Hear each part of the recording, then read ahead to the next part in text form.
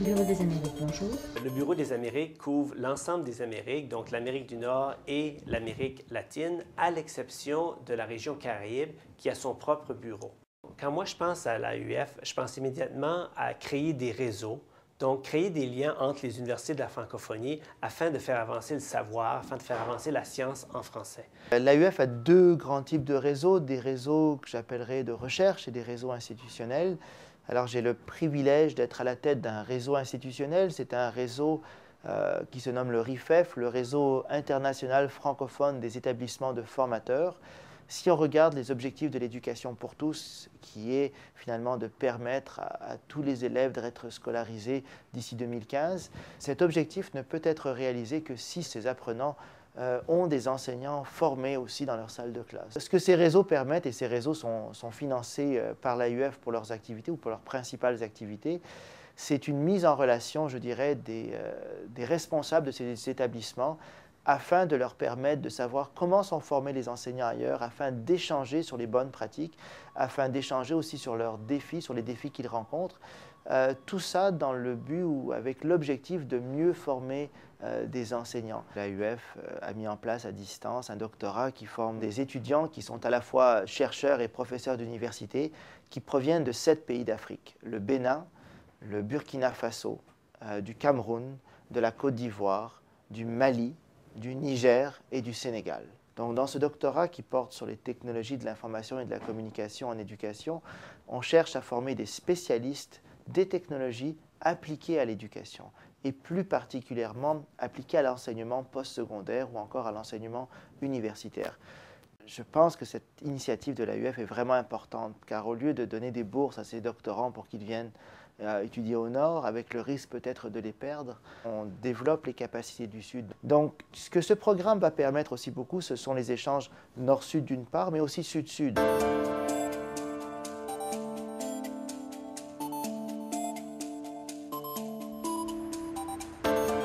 Le but ultime de l'AUF, c'est certainement de créer les meilleurs réseaux de recherche, l'excellence en recherche et l'excellence également en enseignement. Il y a différentes façons de le faire. Une des façons, c'est de créer des pôles d'excellence régionaux. Et nous avons dans le Bureau des Amériques un pôle d'excellence qui se trouve au Brésil.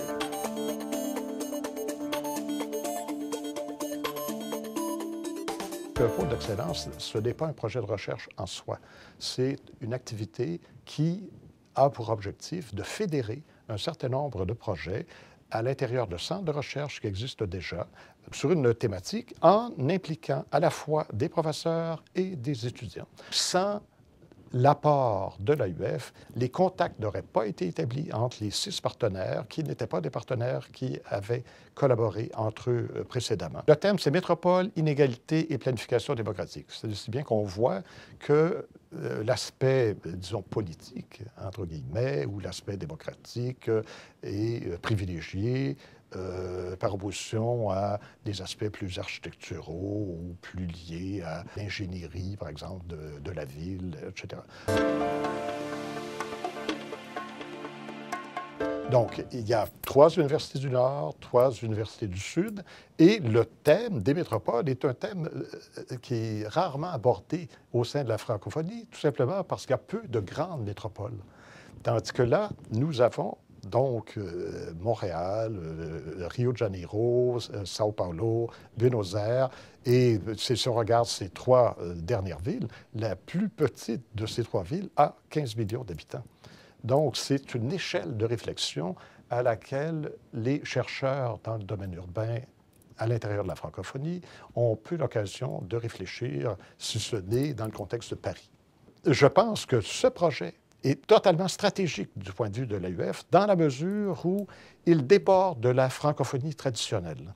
Donc, c'est un projet qui va établir des relations en français entre des universités, dont certaines sont francophones et dont d'autres sont lusophones ou hispanophones. Et c'est un des objectifs que nous poursuivons, c'est que nous souhaitons avoir une association qui déborde de la francophonie traditionnelle, qui déborde du Québec et du Canada.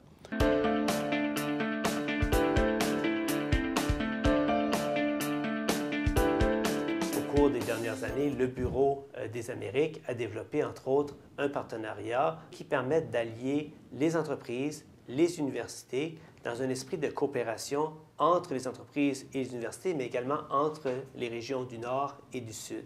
C'est un projet vraiment innovant qui permet d'axer l'excellence des entreprises, mais également l'excellence universitaire. Nous avons un étudiant du Nord qui est jumelé avec un étudiant du Sud, et ces étudiants-là, ensemble, vont faire un stage dans une entreprise du Nord et dans une entreprise du Sud. Ce qui est d'un intérêt important pour nous, justement en matière de durabilité, puisque ça permettait à la fois à l'étudiant du Sud de s'approprier l'expertise et nous de faire un transfert d'expertise vers les pays en développement du Sud, mais ça permet également à un étudiant du Nord de s'enrichir d'une culture différente et donc de créer un véritable échange. Il est certain qu'Hydro-Québec recherche ce genre d'échange, ce genre de partenariat, et les universités ont aussi l'avantage d'avoir un vaste réseau d'experts. Le programme se concrétisera cette année, d'abord sur l'île de Madagascar. Il s'agit d'un projet de biotechnologie qui s'applique aux symbioses végétales, de reforestation, de reboisement, de revégétation de sols ou de milieux qui sont dégradés. Le rôle d'Hydro-Québec vise à soutenir le projet par des conseils et avis. Parmi les programmes auxquels participe le Bureau des Amériques, il y a entre autres les PCSI, c'est-à-dire les programmes de coopération scientifique interuniversitaire.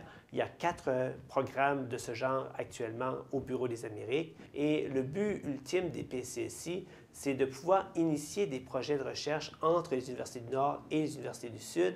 La francophonie en Amérique est différente, par exemple, de la francophonie qu'on peut retrouver en Afrique, qu'on peut retrouver en Europe. Je pense qu'on doit absolument, au Bureau des Amériques, avoir des programmes qui correspondent à la culture locale. Un des rôles clés que doit jouer le Bureau des Amériques, c'est d'avoir une capacité d'aller chercher des partenaires, c'est-à-dire d'aller chercher des bailleurs de fonds. Je pense qu'il va falloir aller voir non seulement les gouvernements, mais également se tourner un peu plus vers les entreprises qui ont également un rôle à jouer dans l'esprit de contribution entre les pays du Sud et les pays du Nord. Les bureaux régionaux peuvent développer ce qu'on appelle chez nous des actions innovantes. Et un des programmes que je trouve très intéressant, donc, c'est ce programme de volontaires seniors. Ce sont des professeurs à la retraite, des professeurs universitaires à la retraite qui sont du Nord ou du Sud et qui vont en mission d'enseignement dans un pays du Sud pour partager leurs connaissances, et ils le font bénévolement. Et moi, je trouve que c'est un très bon exemple de solidarité, de partage de connaissances entre les différents pays de la francophonie. L'AUF, pour moi, c'est une façon de commencer les liens entre les institutions pour que puissent continuer le savoir, pour que puissent continuer les échanges entre les universités du Nord et du Sud dans la francophonie.